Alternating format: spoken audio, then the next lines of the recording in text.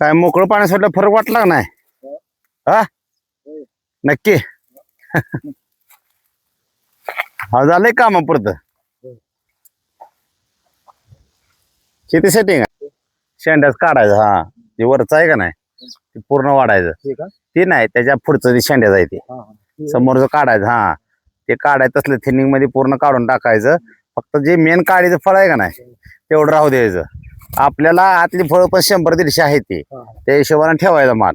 म्हणजे माल मोठा करायचा आपल्याला फक्त. कळलं का? आता ते 2 आहेत ना त्यातले एक काढलं चालतंय तुमच्या अंगठ्यापासलं. हा ते काढायचं शक्यतो. आणि जेवढा ते माग माल आहे ना काढीचा असा माल तेवढा सगळा ठेवून द्यायचा.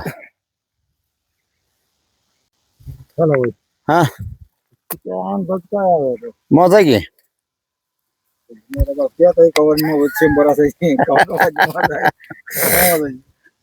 मोजा गावात नाही. किती वेळा मोकळं पाणी दिलं? 2 वेळा दिलं. 2 वेळा दिलं का? ओके. हा नाही ना चांगलं झालंय बऱ्यापैकी. कायच अडचण नाही. 100-150 झालं मी बास की 100 याला केसाला लय पाहिजे. हा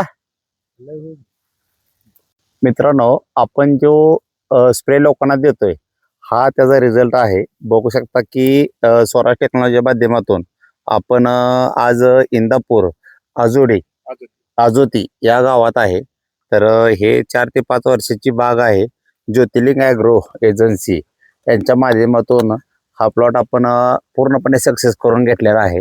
आणि या टायमाला आल्यानंतर अचानक वातावरण खराब झालंय. त्याच्यामुळे काय होतंय बऱ्यापैकी तेलकटचा प्रॉब्लेम यायची शक्यता असते. त्याच्यानंतर आपण काय करतो बॅक्टो जे आहे ते नमोस्टिक टाकून लोकांना स्प्रेला देते. त्याचा रिझल्ट पण खूप छान बसतोय. एवढ्या पूर्ण बागेमध्ये मला वाटते फक्त एका फळावरती आम्हाला जरा तेलकट दिसलं ते असं होतं.